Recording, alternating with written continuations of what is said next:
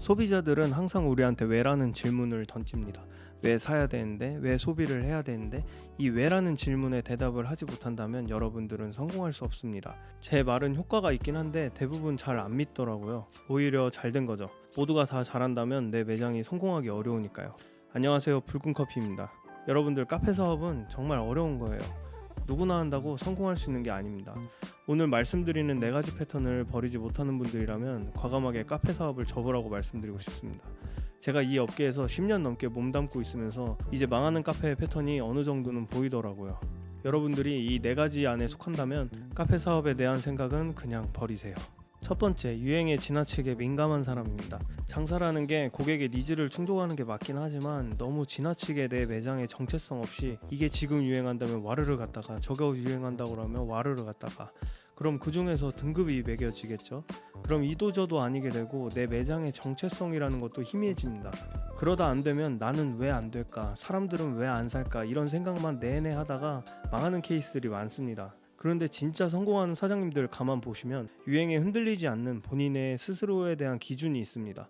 지속은 가능한지, 내 매장에 어울리는지, 그것을 내가 좋아하고 있는지, 그렇게 뚜렷한 내 매장에 정체성이 생기고 사람들에게 어떤 카페라는 이름을 던져줬을 때 거기는 뭐가 유명하다더라, 거기는 커피가 맛집이라더라, 케이크가 맛집이라더라, 이렇게 키워드가 형성이 되는 겁니다. 여러분들이 만약 유행만 쫓고 계신다면 생각을 달리해서 내가 어떻게 하면 고객님들에게 조금 더 뚜렷한 정체성과 키워드를 던져줄 수 있을까에 대한 생각을 먼저 해보시면 좋을 것 같아요. 물론 여러가지 카테고리를 시도해보는 건 정말 좋습니다. 하지만 여러분들 매장에는 하면 안 되는 카테고리가 분명 있을 거예요. 두 번째는 도전이 너무 없거나 사리는 타입입니다. 사실 장사라는 게 약간 돈 넣고 돈 먹기, 도박이라고 생각을 좀 해요. 다소 과장된 표현을 썼지만 내가 투자한 것만큼 많은 사람들에게 가치가 전달이 된다면 그만큼 찾는 겁니다. 그러니까 패턴이 정해져 있어요. 제품이나 음식을 팔아도 많은 사람들에게 알려서 맛있다고 느끼게 해줬을 때 당연히 장사가 잘 돼요. 장사나 사업이라는 건 사실 굉장히 단순한 형태거든요. 그렇지만 이걸 모르는 사람들은 굉장히 많이 사립니다. 이거 한다고 잘 될 수 있을까? 돈이 몇백만 원이 드네? 이거 하고 나면 얼마가 떨어질까? 고민만 해서는 답이 절대 안 나옵니다. 월급 받는 직장인의 신분일 때와는 또 다른 사고를 하셔야 되는데 의심이 몰려오지만 멈추지 않고 가셔야 합니다. 그렇기에 너무 많이 사리는 사람들은 현상 유지는 가능하겠지만 사실 장사에서 성공하긴 힘들다고 보여집니다. 물론 리스크가 적게 할 수 있는 방법들도 많아요. 그렇지만 내가 돈을 써보면서 인생의 경험치로 얻으면서 가는 것과 계속 안정적인 것만 추구하는 사람들의 경험의 퀄리티는 굉장히 다르다는 걸 말씀드릴 수 있어요.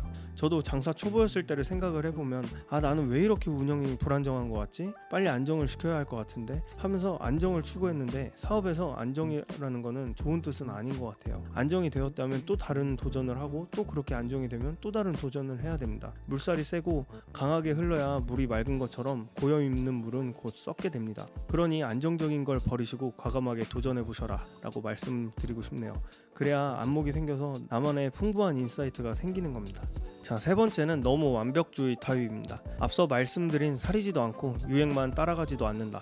근데 본인의 욕심으로 한 가지에 너무 매몰되어 있는 경우입니다. 또는 안 좋은 고집이 있는 경우. 좋은 고집과 아집은 한 끗 차이거든요. 저로 예를 들어볼게요. 제가 한때는 내 매장에 방문하시는 고객님들은 무조건 내가 응대를 하고 내가 만든 디저트와 커피만 제공을 해야 한다고 강박에 사로잡혀 있을 때가 있었는데요. 굉장히 무리를 하면서 운영을 했었어요. 시간이 지날수록 자기관리 시간은 부족해지니까 체력은 당연히 떨어지고 몸 상태도 안 좋아지고 일하는 게 당연히 즐거울 리가 없죠. 그게 고스란히 손님들에게 전달이 됩니다. 내 매장에 방문하시는 고객님들이 단순히 음료나 디저트만을 위해서 오는 게 아니고 내 매장의 분위기, 파이팅 넘치는 에너지, 이 모든 게 하나의 경험으로 가치로 이제 전달이 되는 건데 내 스스로 체력도 못 받쳐주니까 갈수록 서비스의 퀄리티도 떨어지고 운영 시간을 평일은 저녁 6시까지만 단축해서 운영을 했던 적이 있어요. 서비스업인데 저녁 6시까지라니 정말 미친 선택이었죠. 발걸음을 돌리시는 이제 많은 고객님들이 쌓일수록 어느 날은 문득 이런 생각이 들었습니다. 내가 어떤 카페를 가려고 했을 때 그 사장님이 해주는지 아닌지가 과연 중요한가? 중요할 수도 수도 있지만 대부분 사장님이 누군지도 모르고 방문을 합니다. 내 고집으로 운영을 잘못하고 있는 건 아닐까라는 생각이 드는 순간에 정신을 차렸던 기억이 납니다. 그렇게 직원들에게 맡기는 습관을 들이며 연중무휴로 여지껏 운영 중이고,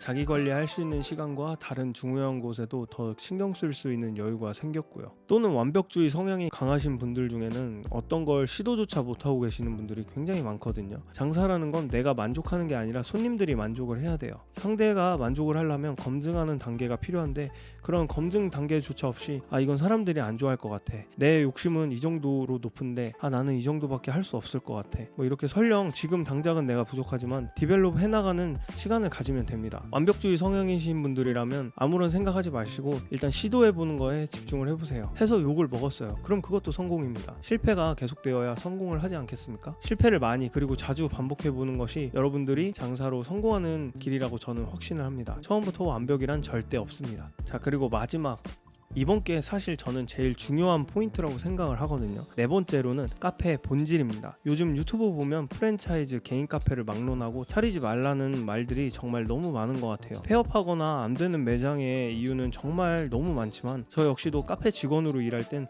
스페셜티 핸드드립의 경험도 없었고 로스팅은 말할 것도 없이 당연히 해본 적도 없었습니다. 그런 제가 26살에 맨땅에 헤딩하듯이 창업을 해서 골목길에 20평대 작은 카페로 시작을 해서 통건물 카페로 2호점을 내고 베이커리 작업실과 그리고 지금은 로스터리 그리고 80평대 3호점까지 확장 중인 제 경험을 말씀을 드릴게요. 제가 창업을 한 지 6개월 만에 로스팅을 했었지만 저는 항상 디저트에만 굉장히 전념을 했었거든요. 왜냐면 SNS에 광고에 아무리 커피 사진을 올리는 것보다 디저트 사진이 반응이 더 즉각적이고 뜨거웠거든요. 그 당시에는 커피는 어디에서든 먹을 수 있는 거고 역시 사람들은 디저트에만 반응을 하는구나 라고 생각을 했던 것 같아요. 당시에 로스팅을 했었지만 커피 고유의 향과 맛을 느끼는 로스팅이기보다는 저렴한 산지들을 블렌딩해서 로스팅을 했었습니다. 몇 년 전까지만 해도 싱글 로스팅이나 향미 위주의 로스팅을 하는 곳이 많지는 않기도 했지만 블렌딩이라는 단어가 손님들한테 말할 때도 뭔가 있어 보이고 손님들도 다양하게 들어갔으니 맛이 당연히 있겠지라고 생각을 하셨을 거예요. 몇 년을 그런 식으로 로스팅을 했지만 커피에 특출난 장점이 없었기에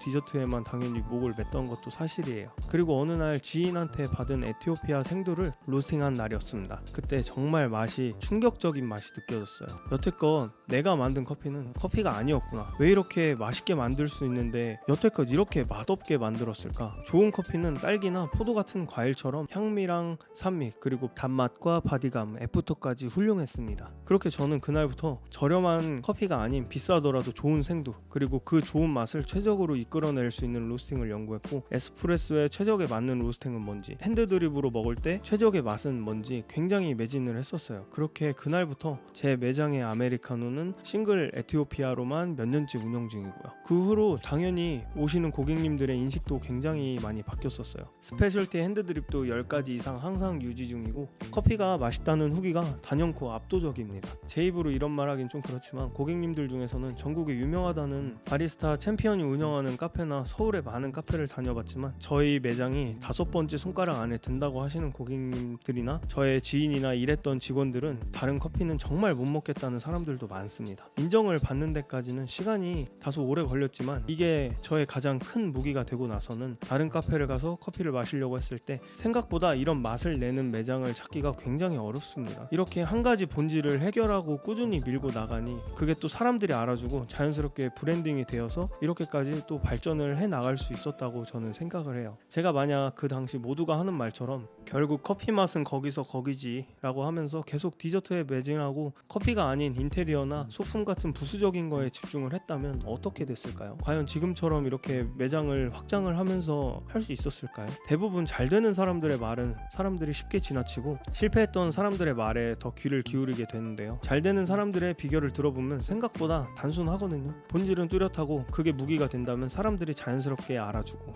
그게 브랜딩이 되어서 어떤 어려운 시기가 되어도 밀려오는 거는 확신이 생기실 겁니다. 저는 이 본질을 한마디로 정의하자면 진정성이라고 생각을 합니다. 생각해보면 저도 매장을 확장하는 시기가 매번 좋지 않았었습니다. 2호점은 21년도 코로나가 가장 심한 때였었고, 베이킹 작업실을 확장을 할 때는 약간 계엄이나 환율이나 이래저래 나라의 소비 심리가 많이 안 좋은 시기였었어요. 이번 3호점도 마찬가지입니다. 올해 2025년 초부터 역대 최고의 자영업 폐업률이라면서 순이익으로 한 달에 100만 원도 못 번다는 자영업자 비중이 75%라는 시국에 새로운 3호점 오픈을 앞두고 있습니다. 여러분들이 간단하게 본질에만 집중하시고 밀고 나가신다면 남들이 안 된다고 하던 시기가 좋든 안 좋든 그 어느 때에도 성공하실 수 있습니다. 저처럼 로스팅을 하시면서 맛에 대한 방향성을 잡아 나가실 수 있는 분들도 있으시겠지만, 현실적으로 로스팅까지 하기에는 어려움이 많죠. 꾸준히 매장을 유지하고 계시는 것조차 굉장히 대단한 거예요. 카페는 운영 중인데 커피 맛을 잘 모른다든가, 아니면 과거에 저처럼 디저트에는 집중하고 있는데 커피 맛까지 신경 쓸 여유가 없으신 분들 중에 이 영상을 보시고 내 매장의 커피 맛이 전환점이 필요하다고 생각이 드시는 분들이 계신다면 아래 고정 댓글에 링크를 클릭해 보시길 추천을 드릴게요. 모쪼록 오늘 말씀드린 성공하지 못하는 카페의 패턴과 성공하는 방법에 대해 말씀을 드렸는데요. 여러분들 매장에 적절히 접목을 하셔서 반드시 성공하셨으면 좋겠습니다. 이번 영상도 도움이 되셨다면 구독과 알림 설정 부탁드립니다. 감사합니다.